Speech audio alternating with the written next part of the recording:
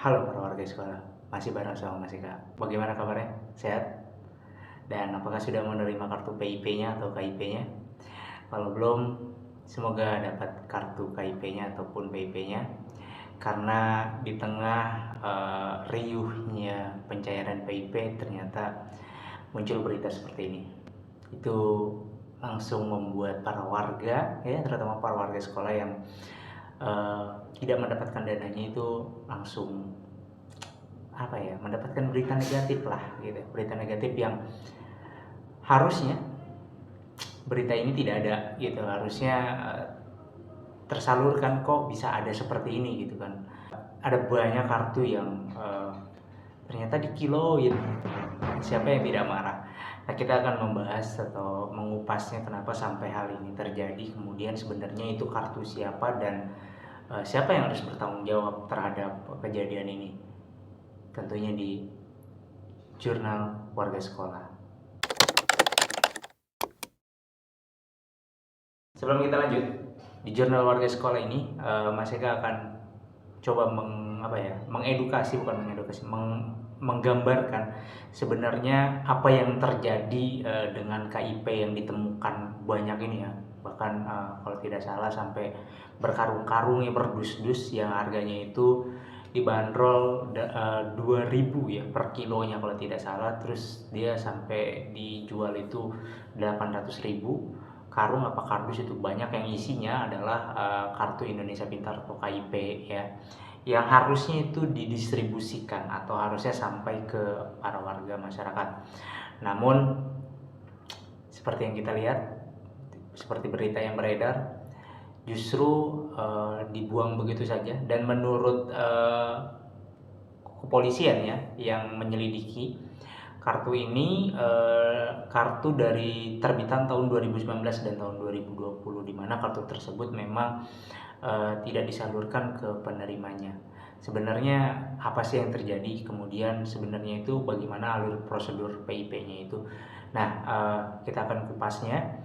Pertama adalah KIP atau PIP sendiri adalah program unggulan ya dari pemerintah pusat, dalam hal ini Kementerian Pendidikan ya, untuk menanggulangi siswa-siswa miskin atau yang hampir miskin atau kemiskinan yang ekstrim agar bisa melanjutkan kembali pendidikannya. Seperti kita ketahui bersama bahwa banyak banget gitu kan warga yang putus sekolah, yang kemudian mereka tidak bersekolah lagi dikarenakan kesulitan dari ekonomi gitu kan. Bahkan dari sumber yang saya dapat gitu kan, anak putus sekolah itu lebih dari 70%. 70% ya.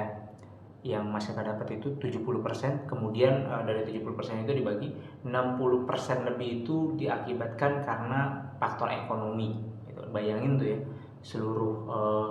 seluruh dari Sabang sampai Merauke gitu kan, seluruh warga sekolah di Indonesia itu banyak yang putus sekolah karena kasus ekonominya. Nah, makanya PIP ini hadir menyempurnakan dari sebelumnya itu namanya BSM, bantuan siswa miskin atau bantuan apalah ya, pokoknya BSM kalau tidak salah, itu disempurnakan menjadi PIP di beberapa tahun belakangan ini, dan itu efektif. Dari 602,5 ribu siswa yang putus sekolah itu menjadi 416,4 ribu siswa yang putus sekolah di tahun 2021. Jadi penurunannya itu hampir 100 atau 200 ribu penurunan yang signifikan, dibantu karena PIP ini.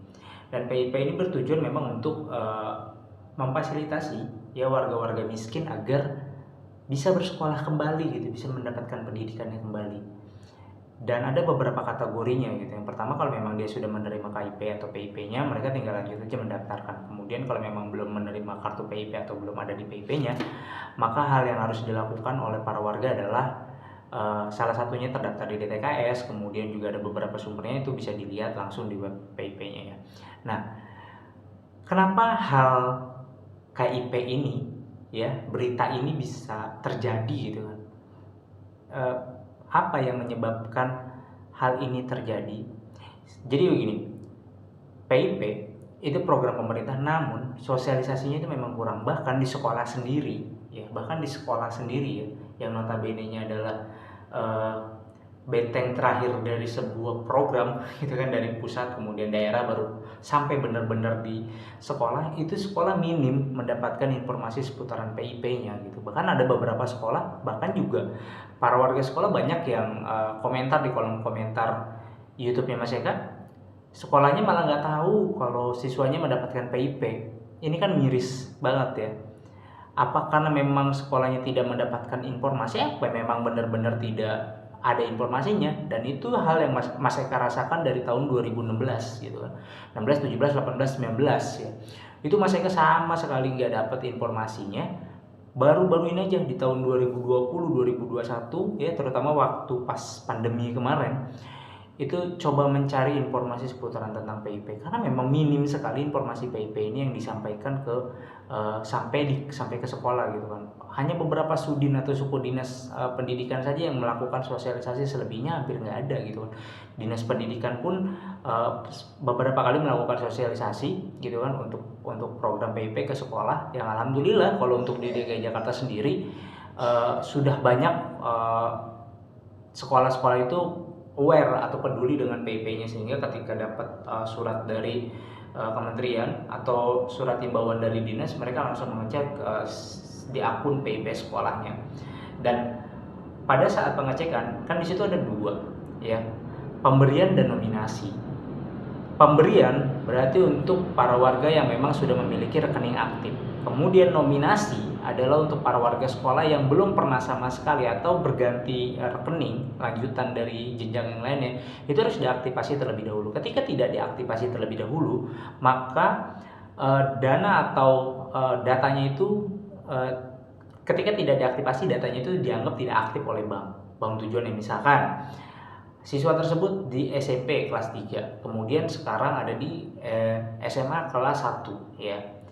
Ketika di SMA kelas 1 dia ada nominasi ya, kemudian tidak dilakukan aktivasi sampai dengan batas waktu yang sudah ditentukan di bank yang sudah ditunjuk. Dalam hal ini misalkan kalau yang SD SMP itu BRI, sementara kalau yang SMA SMK itu BNI ya. Ini ketika tidak dilakukan aktivasi, maka dianggap rekening ini nonaktif. Ketika dianggap nonaktif, maka dana yang ada di rekening ini dikembalikan ke kas negara. Di tahun 2019 dan di tahun 2020 itu masih bentuknya kartu. Ya, kartu, benar-benar kartu yang bisa diberikan ke warga sekolahnya.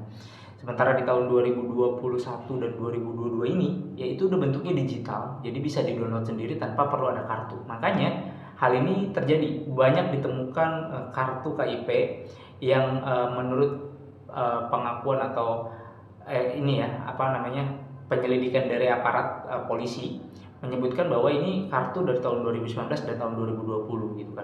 Nah, ketika Mas Eka lihat statistiknya di web PIP-nya untuk penyaluran terutama untuk Provinsi Banten, karena kejadian ini adanya di Lebak Banten ya, di Lebak Banten, Mas Eka cek di situ ternyata Banten itu realisasinya di tahun 2019 dan di tahun 2020 itu memang di atas 90% sih. Namun di 2019 itu 95,74% realisasi penyalurannya. Berarti ada kurang lebih ya 4% ya. 4% dari total semua siswa semua jenjang ya, dari SD, SMP, SMA dan SMK itu yang belum terrealisasikan atau belum disalurkan karena mungkin tadi itu tidak diaktifasi. Kemudian di tahun 2020 92,60% yang realisasi atau tersalurkan.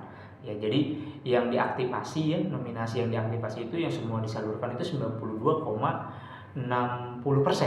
Artinya masih ada 8%. Nah, ini kalau misalkan 2019 dan 2020-nya itu 2019-nya itu ada sekitaran 4%-an dan di 2020 sekitaran ada 7% atau 8%-an, ini kan cukup lumayan juga ya. Makanya pengakuan dari Bank BNI atau klarifikasi dari Bank BNI-nya ya, dari pihak bank bahwa memang udah nggak berlaku kartu ini gitu kan, sudah tidak aktif gitu kan. Nah, ini yang tidak aktif ini ya karena memang tidak diaktifasi sampai dengan batas waktu yang sudah ditentukan. Nah, ketika sudah tidak diaktifasi maka dananya sudah dikembalikan ke kas negara. Nah, untuk peleburan kartunya sebenarnya sudah dilakukan proses peleburan sesuai dengan prosedur yang berlaku, bersurat dan segala macamnya. Pihak Bank BNI ya itu sudah melakukannya gitu kan. Entah kenapa mungkin ada oknum yang ingin memanfaatkan ini gitu kan. Memanfaatkan dalam artian daripada dilebur tidak bisa dijadikan cuan gitu ya. Kenapa nggak saya jual?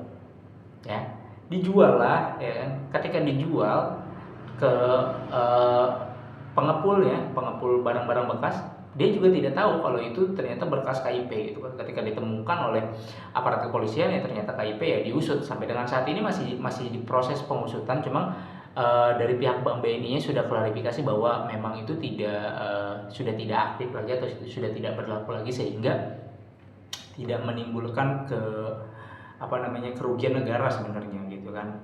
Makanya sekarang KIP-nya KIP digital, udah nggak ada lagi KIP seperti itu. Makanya kalau misalkan para warga minta, kok saya nggak dapat kartu KIP-nya, ya download sendiri gitu kan, tanpa harus nunggu dari sekolah. Kalau dulu kan memang aktivasi dari sekolah kemudian datang ke bank, nanti kartu KIP-nya ada deh, dikasih satu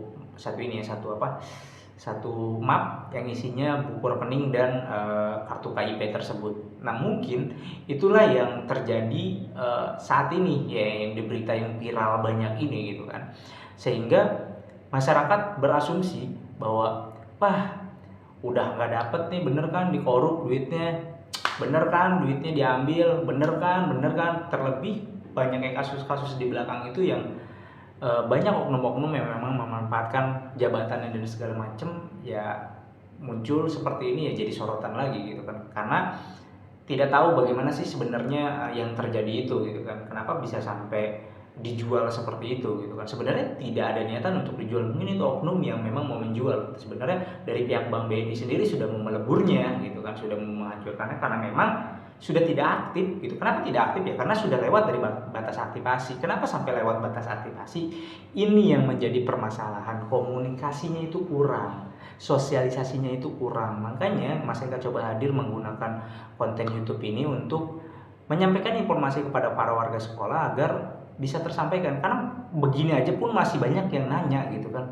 Padahal di konten-kontennya sebelumnya itu udah banyak Mas Eka jelaskan, tapi masih banyak aja yang ini bagaimana Mas Eka, ini bagaimana Mas Eka, padahal sudah dijelaskan di konten-konten sebelumnya. Apalagi di tahun-tahun yang 2019, 2020 gitu kan, atau 2016, 16, 17, 18, 19, 20 itu benar-benar kurang sama sekali mendapatkan informasi seputaran tentang PIP. Bahkan Mas Eka sendiri pun di tahun 2016 kalau tidak salah sampai benar-benar dikasih unjuk sama wali murid gitu kan.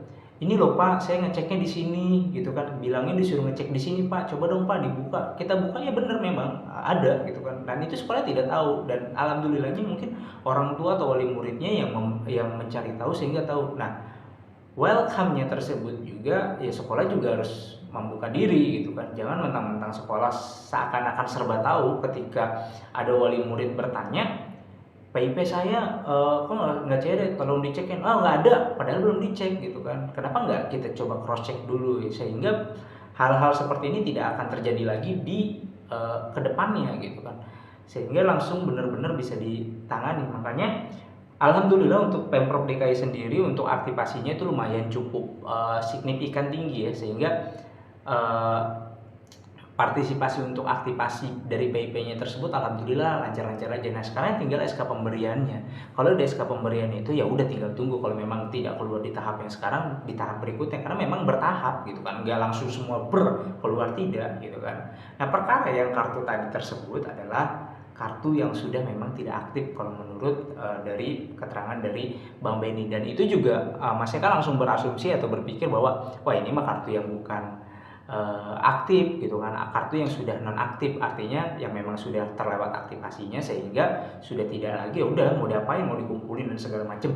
Nah itu sebenarnya sudah melakukan prosedur yang benar untuk peleburan, namun mungkin ya ada oknum yang ingin menjual tersebut ya demi keuntungan pribadi gitu kan. Untungnya nggak seberapa, 800.000 ya kan pengakuan dari pengepulnya, namun hebohnya se-Indonesia gitu kan. Bahkan masih kayak yakin tuh oknumnya itu udah pasti tuh udah nggak nyenyak tidurnya. Jadi seperti itu para warga sekolah. Mudah-mudahan konten ini bisa mengedukasi para warga sekolah dan tidak langsung berpikir secara negatif, tapi berpikir secara positif, karena apa yang kita lihat belum tentu benar, dan apa yang kita lihat dari satu sudut pandang tertentu belum tentu juga benar juga. Jadi lebih baik di cross check dulu, lebih baik tahu dulu apa yang terjadi sebenarnya di dalam. Terima kasih.